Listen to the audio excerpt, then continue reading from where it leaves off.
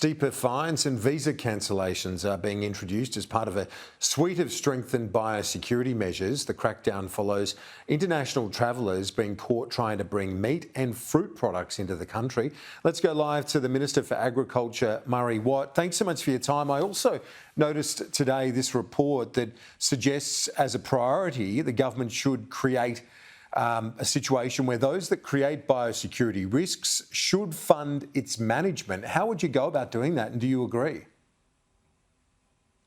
Yeah, good to be with you, Kieran. I thought that was a very interesting report that came out today, commissioned by the Invasive Species Council, and it actually repeated and confirmed some of the things that the government has been saying lately around biosecurity. Your viewers would know that we've been facing a lot more biosecurity risks as a country, and they continue to grow.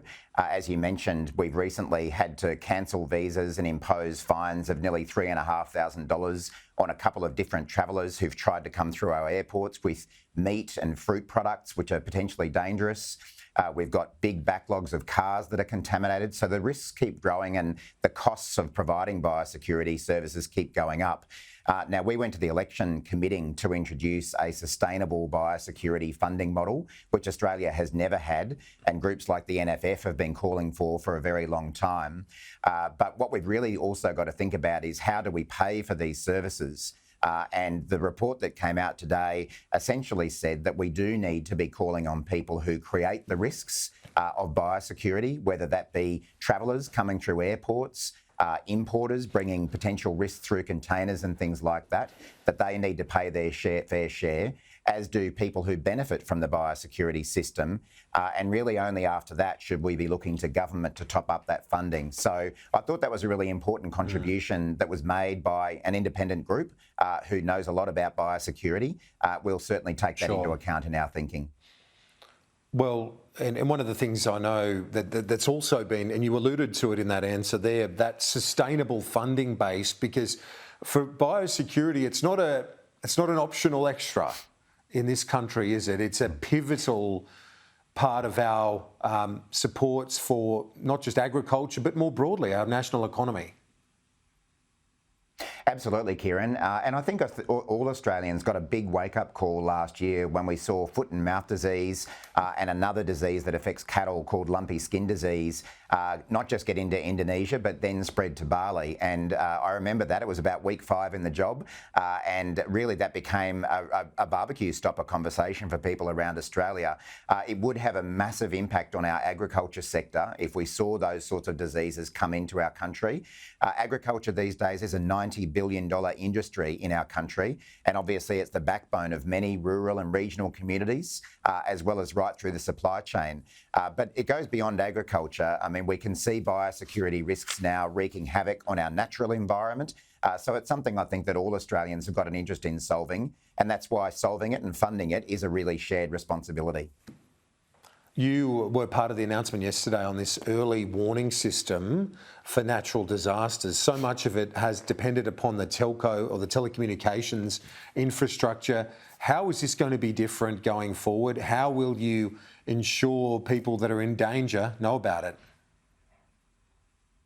Yeah, I think yesterday's announcement that I made with Michelle Rowland as the Communications Minister, I think was a really important step forward for making sure that Australians and our first responders get very quick, detailed information about emergency situations that they're in.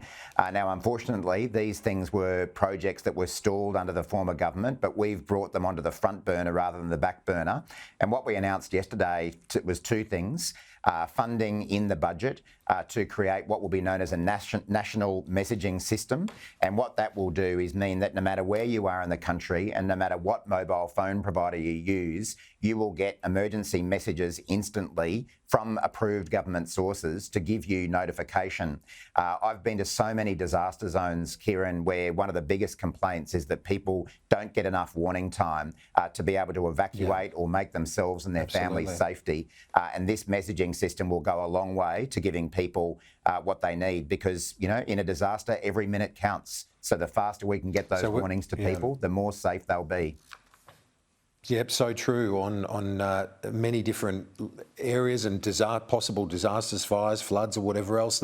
Let's wrap up. I want to ask you about this story as well. Back to agriculture. You've appointed a 4-person panel to consult with farmers on your commitment, your government's commitment to phase out live sheep exports. What do you want to hear from that panel? And is there any chance the government might shift its position or change its view when it comes to scrapping the live sheep export markets?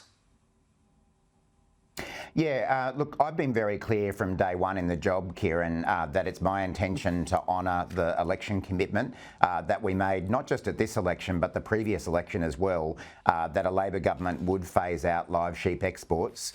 There is widespread concern in the Australian community around the animal welfare issues associated with this trade that go back a significant period of time. But what we also said is that we do want to consult the wider community and particularly farming communities about how and when we should implement this commitment.